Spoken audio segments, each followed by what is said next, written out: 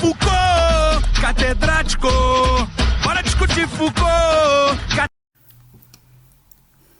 E aí, boa tarde, moçada. Hoje eu tô aqui gravando essa videoaula pra vocês pra gente dar continuidade ao nosso assunto, que é a filosofia moderna, mais especificamente a política, né, que é tema dessa nossa primeira apostila aí. Então, só lembrando que nas nossas aulas lá presenciais, a gente falou um pouquinho sobre as características, né, da política tradicional. Vimos que existem o que a gente chama de herdeiros da concepção tradicional de política, que é um conjunto de pensadores que ficou conhecido como utopistas, aqueles que idealizavam sociedades perfeitas. E a gente começou a falar um pouquinho sobre contratualismo, e é daí que a gente vai retomar, tá? Então, quando a gente fala de contratualismo, a gente está se referindo a um conjunto de pensadores que acreditam, né, que a existência do Estado ela se deu a partir de um contrato social. O que é um contrato? Um contrato é um acordo ou um pacto firmado entre os homens. Então, os pensadores que postulam, né, essa ideia do contrato ficaram conhecidos como contratualistas. Nós vamos trabalhar especificamente 3 deles. Nessa aula, na verdade, o Hobbes, né? Mas são eles o John Locke, o Rousseau e o Thomas Hobbes, que é o que a gente vai falar hoje aí, tá? Então, a gente já falou um pouquinho aí sobre a ideia do que seja um contrato ou um pacto, né? Um acordo que para eles foi necessário para que o Estado passasse a existir, tudo bem? E qual que é a ideia central, além do contrato social, desses pensadores? Para eles, pessoal, basicamente era importante pensar a origem e a função do Estado. Então é isso que a gente vai ver em todos eles, né, cada um com as suas peculiaridades aí, né, ressaltando aquilo que é diferente de cada um, porque é o que é importante para a gente. Então, guardem isso. É importante saber que a ideia central era pensar a origem e a função do Estado. E ao dizer isso, eu já dou uma dica para vocês de que os contratualistas, eles, ao pensarem, né, que o Estado ele teve origem num determinado momento, eles acreditam que existe um Estado anterior ao que nós chamamos de sociedade civil. Tá? Esse estado anterior à sociedade civil é o que eles vão chamar de estado de natureza. Tá? O que é o estado de natureza? Ele é uma concepção hipotética, essa é a primeira coisa que é relevante aí. O que significa isso? Significa que o estado de natureza em si ele não existiu. Tá? O que os contratualistas fazem é imaginar de que maneira o homem ele se comportaria na ausência do Estado. Então, ele é uma hipótese, não tem como a gente fazer uma experiência, né, colocar alguém ali, né, fora, à margem das leis e ver como essa pessoa vai se comportar. Então, só resta aos contratualistas, só restava, aliás, aos contratualistas, imaginar, né, como o homem se comportaria dentro de certas circunstâncias. Tá? E aí entra outro aspecto relevante também, que é definir quais são as características do contrato social. Mentira, gente. Quais são as características do estado de natureza, tá? O estado de natureza, né, como a gente já viu, ele é anterior à sociedade civil, à existência do Estado. Então, isso significa que nele não existe Estado. Se não existe Estado, consequentemente, não existem leis. Isso significa o quê? Significa que nesse estado o homem ele tem como norte a liberdade absoluta. O que significa isso? Significa que eles trabalham com aquela concepção mais generalista de liberdade. Né? O homem no estado de natureza ele pode fazer o que ele quer, do jeito que ele quer e a hora que ele quer. Então eles gozavam de uma liberdade absoluta. E uma outra questão que é importante é o contato do homem com o outro homem. Tá? No estado de natureza, esse contato ele raramente acontecia. Então não existia essa vida em comunidade que a gente conhece hoje. né?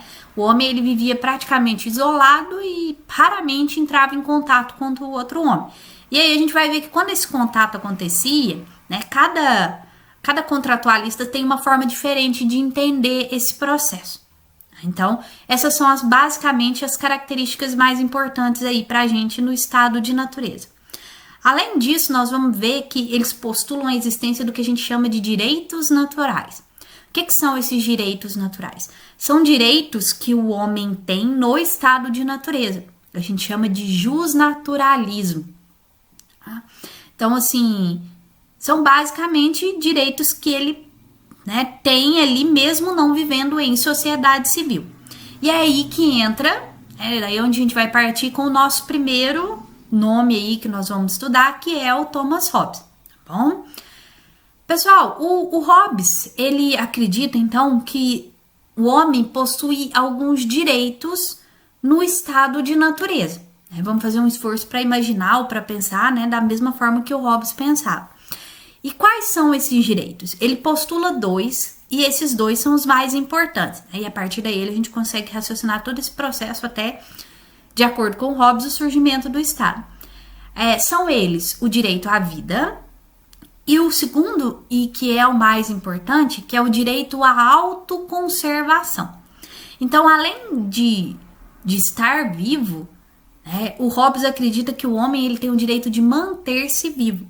E para se manter vivo, de acordo com o Hobbes, o homem vai fazer o que for necessário. Então, se ele tiver que matar, ele vai matar. Se ele tiver que roubar, ele vai roubar. E é daí que vem uma concepção clássica da natureza do homem nesse contexto aí de estado de natureza. O Hobbes vai dizer que o homem é o lobo do homem. É a frase mais emblemática dele, pelo menos a que a gente mais conhece, e que expressa muito bem a concepção dele do que é o homem no estado de natureza, vivendo sob aquelas condições que a gente já citou. Então, o que isso significa? Significa que na ausência do Estado, na ausência de leis e gozando de uma liberdade absoluta, o homem ele vai se comportar como qualquer outro animal. Tá? Então, se ele precisar matar, ele vai matar. Se ele precisar roubar, ele vai roubar. Se a gente fizer um esforcinho aí, a gente sabe, por exemplo, que os leões se comportam dessa maneira. Inclusive, se eles precisarem matar o filhote do outro para se sobrepor, eles fazem isso. Então, Hobbes tem aquela concepção de que no estado de natureza, sem a influência do Estado, o homem ele é como qualquer outro animal. Qualquer outro animal irracional aí. Tudo bem? Então, guardem isso, essa ideia de que o homem é o lobo do homem, porque ela vai ajudar a gente a diferenciar, principalmente do Rousseau depois, tá bom? Então, partindo desse princípio, o Hobbes vai chegar à conclusão de que sobre essas condições, o homem ele vai chegar no que ele chama de estado de guerra constante. O que é esse estado de guerra constante? É o conflito do homem contra o homem. Já que a natureza do homem é má, e ele sempre vai escolher o caminho mais fácil, de acordo com Hobbes, para tentar se manter vivo, num determinado momento, se ele precisar matar o outro, ele vai fazer. Só que eu vou lá, mato uma pessoa, outra pessoa vai lá, mata outra ou me mata. Então a gente vai chegar no momento em que o conflito entre os homens, ele vai se tornar insustentável. Aí, como eu disse, é o que o Hobbes vai chamar de estado de guerra constante. Então, o estado de natureza vai levar o homem ao estado de guerra constante. E aí o Hobbes entende que a única forma que o homem tem de fazer valer o seu direito natural de manter-se vivo é firmando um contrato, um pacto ou um acordo para que ele possa deixar o estado de natureza e passar a viver no estado civil. Tá? De acordo com ele, existiram 2 contratos. Tá bom? O primeiro contrato foi um contrato oral, firmado entre os homens. No seguinte sentido, eu chego e falo assim, fulano, eu abro mão de pegar esse relógio seu aqui sem pedir, você abre mão de pegar minhas coisas sem pedir. Tá, beleza, firmamos o contrato. Só que aí entra aquele detalhe que a gente já falou ali no comecinho, que é o quê? O homem possui uma natureza má. Isso significa que ele vai tentar descumprir o acordo o tempo todo. Então, esse primeiro contrato, ele foi praticamente um contrato invalidado, porque na primeira oportunidade o homem foi lá e descumpriu. E aí a gente vai ser reconduzido para aquele estado de conflito constante, onde a vida se torna insustentável. E aí ele chega à conclusão de que a única forma de fazer valer o contrato é criando uma instituição que seja capaz de manter, né, o acordo firmado entre os homens. Essa instituição é o Estado. Então, de acordo com Hobbes, é quando o homem percebe, né, a necessidade dessa instituição, é que o Estado passa a existir. É óbvio que aqui eu tô falando de uma maneira muito simples, né, bem básica. A gente vai ver que o Hobbes trabalha isso de uma maneira muito mais complexa na sua obra, mas é só para a gente ter uma ideia, né, de como que funcionou. E aí que entra uma outra questão que vai ter como influência essa concepção da natureza humana que o Hobbes tem, que é a forma como o Estado vai fazer valer esse contrato. Então, já que ele acredita que o homem tenta descumprir o contrato o tempo todo, ele vai dizer que o Estado, né, para fazer com que o contrato seja cumprido, ele precisa ser forte, centralizador e absoluto. São 3 características próprias da primeira forma de Estado moderno que a gente conhece, que é o absolutismo. Então, Hobbes, nesse momento, está fazendo uma defesa clara desse absolutismo. Tá? Então, ele defende um Estado na forma de Estado absoluto. E a esse Estado ele vai dar um nome interessante, né, uma figura aí, uma metáfora, na verdade, que é Leviatã. O Leviatã, que é um crocodilo da mitologia fenícia, que atormentava uma pequena comunidade que vivia ali, né, na época, nos arredores do rio, e ele se impunha através da força e através do medo, fazendo com que as pessoas daquela comunidade respeitassem o seu espaço. Então, o Estado, né, com essa metáfora, a ideia é expressar as características de um Estado absoluto, de um Estado forte, de um Estado centralizador. Tudo bem? Então, percebam, né, que a gente fez um movimento que parece uma historinha. A gente sai lá da visão que o Hobbes tem no estado de natureza do homem, e aí a gente chega na origem e na função do Estado.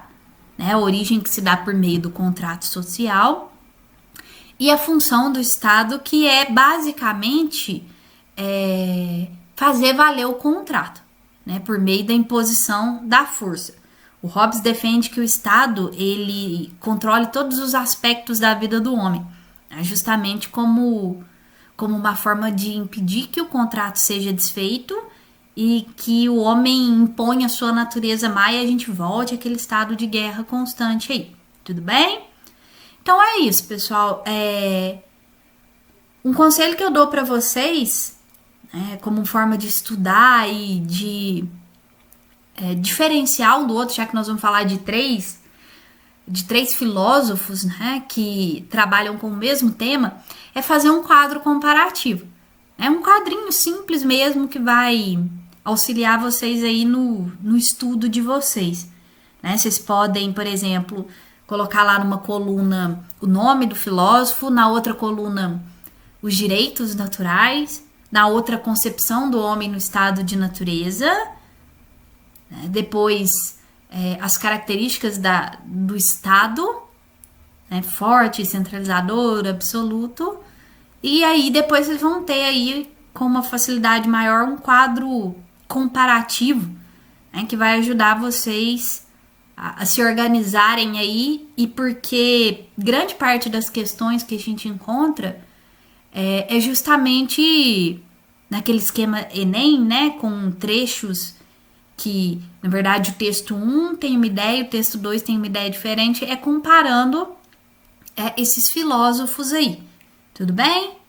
Então é isso, espero que vocês tenham gostado, e na próxima aula a gente vai falar mais sobre o contratualismo, e aí a gente vai trabalhar o John Locke e o Rousseau. Isso aí, moçada, até mais!